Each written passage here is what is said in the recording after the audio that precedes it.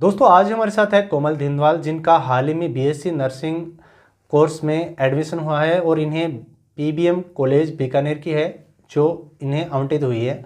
इस BSc nursing course के बारे में हम फुली डिटेल से इस वीडियो में जो भी हमारे क्वेश्चन हैं उनको हम कवर अप करने वाले हैं, जिसमें हम कोमल की हेल्प लेंगे और हर एक क्वेश्चन का जवाब देने की कोशिश करेंगे। फिर भी कोई क्वेश्चन आपका छूट जाता है तो आप कमेंट सेक्शन में डाल सकते हैं, जहां पर आपको हम रिप्लाई देने की कोशिश करेंगे। तो कोमल, आपका बहुत बहुत स्वागत है हमारे चैनल में। Thank you so much. Komal, थोड़ा सा अपने बारे में इंट्रोडक्शन दीजिए कि आप कहाँ से हैं और आपके माता पिता क्या करते हैं, थोड़ा सा उनके बारे में इंट्रोडक्शन दीजिए। मेरा नाम कोमल ढूंढवाल है और मैं राजस्थान चूरू की रहने वाली हूँ। मेरे पापा विदेश रहते हैं और मम्मी हाउसवाइफ है। कोमल, आपका जो एजुकेशन बैकग्राउंड है वो क्या रहा था? मेरा 10th गवर्नमेंट स्कूल से हुआ है जहाँ मेरा स्कोर रहा 84 और 12th है प्राइवेट स्कूल से जहाँ स्कोर रहा 82 और अब मैंने बीएससी नर्सिंग एंट्रेंस एग्ज़ाम दिया है।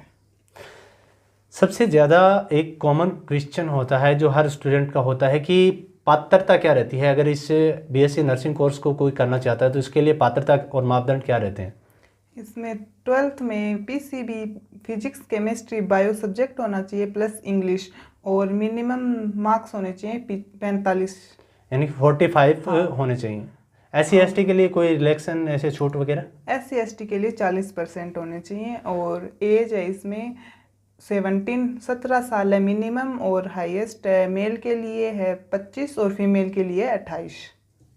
यानी कि महिलाओं के लिए हाँ। 28 साल तक आप फॉर्म फिलअप कर सकते हैं इस कोर्स के लिए। बीएससी नर्सिंग का जो एग्ज़ाम का पैटर्न है वो क्या रहता है? उसमें माध्यम तो होता है हिंदी और इंग्लिश दोनों और 12th लेवल का ही होता है ये एग्ज़ाम और फिजिक्स केमिस्ट्री बायो के क्वेश्चन ऑप्शनल क्वेश्चन पूछे जाते हैं, बहुविकल्पी क्वेश्चन। सब्जेक्ट का कितना कितना रोल रहता है? जैसे मान के चलिए उसमें आपने फिजिक्स केमिस्ट्री बायो आपने बताया था, उसमें उनका कितना एक एग्ज़ाम में इनका देखें तो कितना परसेंटेज रोल रहता है? इसमें 100 क्वेश्चन आते हैं टोटल, तो 34 क्वेश्चन आते हैं बायो के और 33 क्वेश्चन फिजिक्स के और 33 क्वेश्चन केमिस्ट्री के आते हैं। और जब हम एग्ज़ाम देते हैं तो उस टाइम जो एग्ज़ाम का जो मीडियम है यानी कि जो माध्यम है वो कौन सी भाषा रहती है? हिंदी और इंग्लिश दोनों ही रहती हैं। और इसमें जो सारा सब्जेक्ट है उसी को ही पूछा जाता है, जैसे केमिस्ट्री फिजिक्स, या कोई एक्स्ट्रा ऑर्डिनरी कोई सब्जेक्ट और जुड़ा होता है जैसे रीजनिंग मैथ वगैरह कुछ? राजस्थान में तो ओनली फिजिक्स केमिस्ट्री बायो पूछी जाती है और अदर स्टेट में इंग्लिश होता है और जीके भी होता है। अच्छा अच्छा। हाँ। एग्ज़ाम का जो टाइम है वो कितना रहता है कि उस टाइम में हम कितना टाइम मिलता है, हमें कितने क्वेश्चन मिलते हैं उसमें? 2 घंटे मिलते हैं और 100 क्वेश्चन होते हैं। 100 क्वेश्चन होते हैं। प्रश्न पत्र का जो पैटर्न है वो क्या रहता है? जैसे ऑब्जेक्टिव टाइप रहता है या फिर व्याख्यात्मक जो प्रश्न है वो साथ में रहते हैं, क्या रहता है? बहुविकल्पी क्वेश्चन आते हैं, इसमें 4 ऑप्शन आते हैं, उनमें अच्छा, बताना ABCD होता है। वैसे ही पढ़ना हाँ। आपको होता है। आपने जब एग्ज़ाम दिया तो आपने कितना स्कोर हासिल किया था उस टाइम आपने? 79। 79, यानी कि हाँ। 79 में आपको कॉलेज फिर आपने कौन से क्रम में भरी और वो आपको कौन सी कॉलेज आपको मिली थी उस टाइम? मैंने फर्स्ट चॉइस थी मेरी SMS और सेकंड थी बीकानेर। काउंसलिंग में जब हम कॉलेज भरते हैं तो उस टाइम हमें कौन से कॉलेज को वरीयता देनी चाहिए? आपने किन बातों का इसमें विशेष ध्यान रखा? इसमें ये है कि पहले तो हमें गवर्नमेंट कॉलेज भरनी होती है और फिर प्राइवेट। तो गवर्नमेंट कॉलेज में भी ये होता है कि टॉप कॉलेज होते हैं ओल्ड, वो फर्स्ट चॉइस में हो जाती हैं। उनके बाद जो न्यू गवर्नमेंट कॉलेज हैं वो, और फर्स्ट चॉइस थी SMS, उसमें वो फ्री होता है तो उस फैसिलिटी भी बहुत ज़्यादा अच्छी मिलती हैं। तो फर्स्ट SMS, उसके बाद 7 टॉप कॉलेज हैं तो वो मैंने भरी थी, उसके बाद बीकानेर वाली। अच्छा, उसमें आपका बीकानेर में हाँ। हुआ था, नहीं कि SMS में? हाँ। SMS को आपने प्रायिकता देने के पीछे कोई कारण? हाँ, उसमें ये है कि फैसिलिटी भी बहुत हाई लेवल की होती है और फीस नहीं लगती, एकदम फ्री होता है। और अदर गवर्नमेंट कॉलेज में 21,000 फीस होती है। यानी कि सालाना 21,000 हाँ, होती है, यानी कि प्रति आप कैलकुलेट करते हैं 4 ईयर के हिसाब से तो आपका 84,000 बन हाँ, जाता है। 84,000। और जो रहना खाना हॉस्टल वगैरह की सुविधाएं वो आपको कैसे खुद को अफोर्ड करनी पड़ती हैं या फिर कॉलेज वगैरह से कोई? फर्स्ट ईयर में तो खुद को ही करनी होती हैं और उसके बाद हॉस्टल कॉलेज का होता है। अच्छा, हॉस्टल कॉलेज का होता है, हाँ। खाना आपका वगैरह रहता है? हाँ, उसमें वो ले लेंगे चार्ज, किस हिसाब से लेंगे वैसे सेट होता है उस हिसाब से। अच्छा अच्छा। आपने जब तैयारी की उस टाइम आपने कोई कोचिंग वगैरह ज्वाइन की थी या कोई कोर्स वगैरह या कोई आपने लिया था? मैंने विजय एजुकेशन का यूट्यूब चैनल ज्वाइन कर रखा था, उससे मैंने क्लास बायो की ली थी और 12th की NCERT। सबसे ज़्यादा आपने हाँ। NCERT को फॉलो हाँ। किया। आपने बुक वगैरह कोई? बुक वगैरह मैंने नहीं, बस 12th की NCERT और 12th के नोट्स। यानी कि आपको सबसे ज़्यादा अगर आपको तैयारी करनी है तो आपको NCERT को जो है बहुत अच्छे तरीके से तैयार करना है, हाँ। तो आपको अच्छे नंबर्स आपको मिलेंगे, उसके आधार पर आपको गवर्नमेंट कॉलेज आपको मिल जाएगी। एग्ज़ाम, प्रवेश, कॉलेज और कॉलेज आवंटन, ये सारी क्या कि प्रोसीजर हैं, वो उनसे अपडेट रहने के लिए आपने गूगल का सहारा लिया या फिर आप कोई स्टूडेंट साथी थी या कैसे आपको? क्योंकि JNM में तो क्या होता है कि बहुत से बच्चे होते हैं और प्रिंट मीडिया वो भी काफ़ी हेल्प करती है, तो उससे मदद मिल जाती है। लेकिन ये BSc कोर्स है, इसमें तो बच्चे बहुत कम होते हैं, तो फिर कैसे आपको इसकी सूचना मिलती थी? मैंने इस इंफॉर्मेशन के लिए भानोई मित्र चूरू है हमारे पास सिटी, तो यानी कि चूरू की सिटी? हाँ। अच्छा। चूरू के भानोई मित्र का यूट्यूब चैनल ज्वाइन कर रखा था और विजय एजुकेशन का टेलीग्राम चैनल भी ज्वाइन कर रखा था, तो उस पर सारी अपडेट मिलती रहती थी कि एग्ज़ाम कब होगा और सारी इन्फॉर्मेशन। आपने जब एग्जाम वगैरह होती सारी ई-मित्र से मिल जाती थी सूचना? हाँ।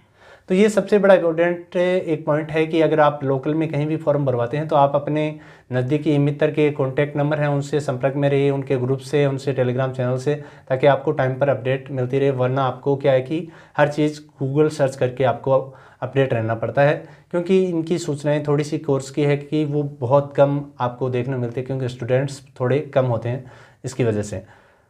सबसे ज़्यादा होता है कि फैमिली का रिएक्शन क्या रहा, क्योंकि इस टाइम आपने जिस टाइम 2022-23 के सत्र में किया था उस टाइम अनेकों भर्तियां थी, पटवारी थी, LDC थी, तो उस टाइम आपने BSc नर्सिंग कोर्स किया था, तो फैमिली का कोई बाउंडेशन नहीं रहा था कि आप कंपटीशन एग्जाम की तैयारी करो? नहीं, उन फ्री थी कि पढ़ो बस, कुछ भी अपने हिसाब से कोई भी कोर्स करना चाहो वो करो, और वैसे नहीं था कि नहीं यही एग्ज़ाम देना है आपको, अपने हिसाब से जो अच्छा लगे वही करो। फ्यूचर में BSc नर्सिंग कोर्स करने के बाद में आपके पास जॉब के कौन से ऑप्शन रहते हैं, उसके बारे में आपको थोड़ा नॉलेज हो, आपने जो जाना है उसके बारे में थोड़ा सा बताइए।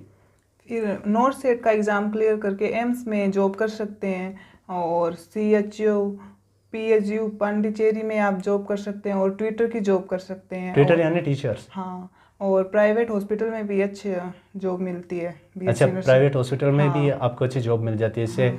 क्योंकि JNM NM है उनको तो काफ़ी थोड़ी सैलरी कम मिलती है, लेकिन BSc नर्सिंग का नर्सिंग वालों को अच्छी अच्छी मिल जाती है। हाँ। अच्छा, बहुत से ऐसे बच्चे हैं जो इस कोर्स को करना चाहते हैं, क्योंकि NM JNM में काफ़ी टफ कंपटीशन हो गया है, तो उनके पास एक सजेशन ये भी रहता है कि आप BSc नर्सिंग कर सकते हो।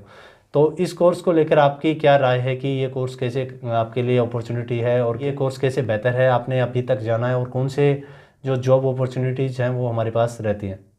इसमें ये है कि सेंटर लेवल की भर्तियां निकलती हैं पर ईयर, और JNM ANM में ऐसे नहीं है 4-5 साल गए तो गए, कोई एग्ज़ाम नहीं होता। और BSc नर्सिंग करने के बाद पर ईयर सेंटर लेवल की जॉब निकलती हैं, तो वो भी एक बेनिफिट ही है, आगे भी जाके जॉब, फ्यूचर में जॉब मिल जाती है अच्छी। और प्राइवेट हॉस्पिटल में भी अच्छी खासी सैलरी के साथ हम जॉब कर सकते हैं। अगर कोई एवरेज स्टूडेंट है, क्योंकि इसमें क्राइटेरिया 45% है, और वो करना चाहता है BSc नर्सिंग कोर्स, तो उसके लिए आप क्या राय देना चाहेंगे कि वो अपनी तैयारी को कैसे बेहतर बना सकता है और कैसे एक गवर्नमेंट कॉलेज में एडमिशन ले सकता है? हो जाता है आराम से, 12th के नोट्स NCERT को कवर कर ले तो NCERT में अंदर से शॉर्ट नोट्स बना लें, और जो पीछे के 10 ईयर के पेपर हैं BSc नर्सिंग के वो सॉल्व कर लें, और शॉर्ट नोट्स में लिख लें, जो बार बार क्वेश्चन रिपीट हो रहे हैं उनको नोट कर लें, तो फिर आराम से हो जाता है।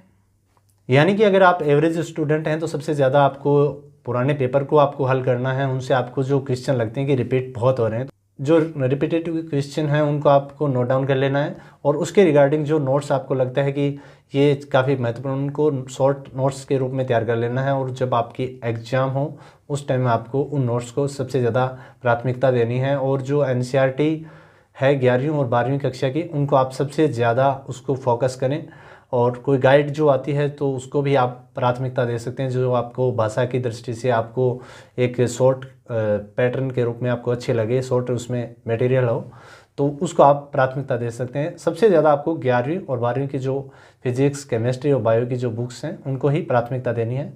तो ये था आज का इंटरव्यू का सेशन। अगर आप चाहते हैं कि इनसे रिलेटेड और कोई क्वेश्चन है जो आपके मन में है तो आप हमें कमेंट सेक्शन में डाल सकते हैं, जहां पर आपको हम रिप्लाई देने की पूरी कोशिश करेंगे।